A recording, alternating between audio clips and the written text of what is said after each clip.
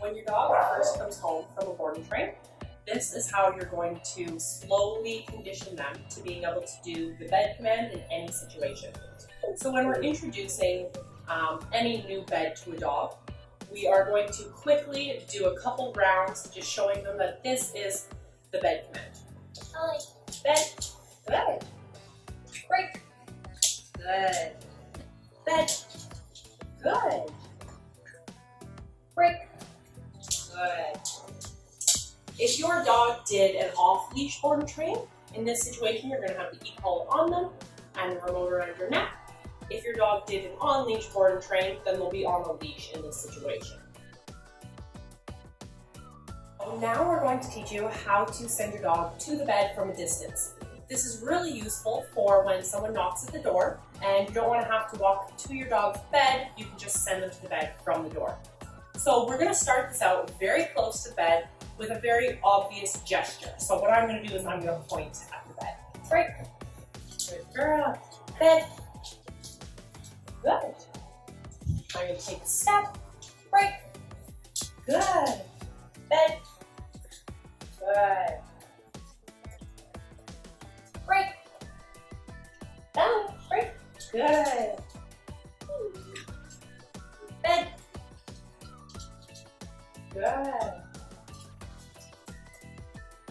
And I want to go back to the dog each time to give them a treat so that they know that sending them to it from a distance, they did a good job.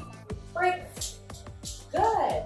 It might take your dog longer than this to build up the distance, but just take your time and make sure you reward them for each distance.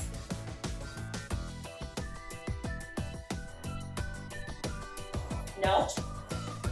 Good. So if your dog during this process gets off of the bed when they're not supposed to, you're going to say no, and if you did the e-collar training, you're going to be holding down the red button as you walk the dog back to its bed.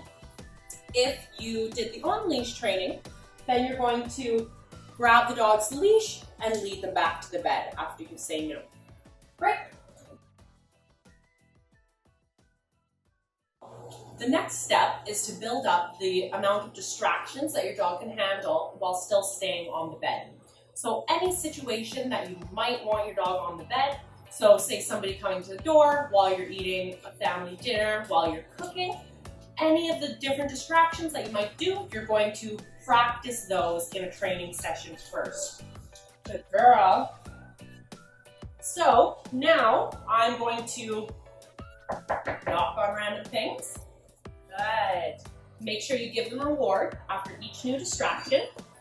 I'm going to drop some food. No. Good.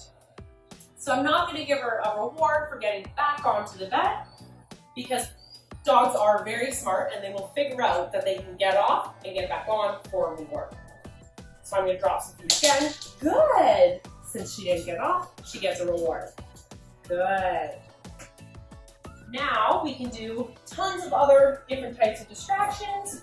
Opening the fridge, different drawers. Good. Melanie, bed. Good girl.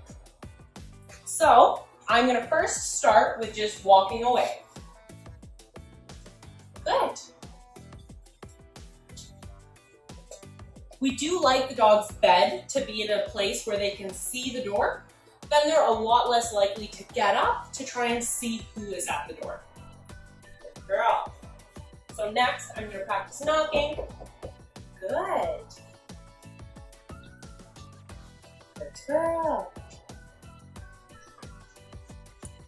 You can do every different thing, like playing with the handle. Sometimes that's the noise that sets dogs off. If you have a doorbell, you're going to ring the doorbell. All right, so now we have a client coming to knock on the door for us to show off Felony's bed command when somebody comes to the door. Felony has met this person a few months ago, but it's not somebody that she has a bond with or that she'll be overly excited or fearful of.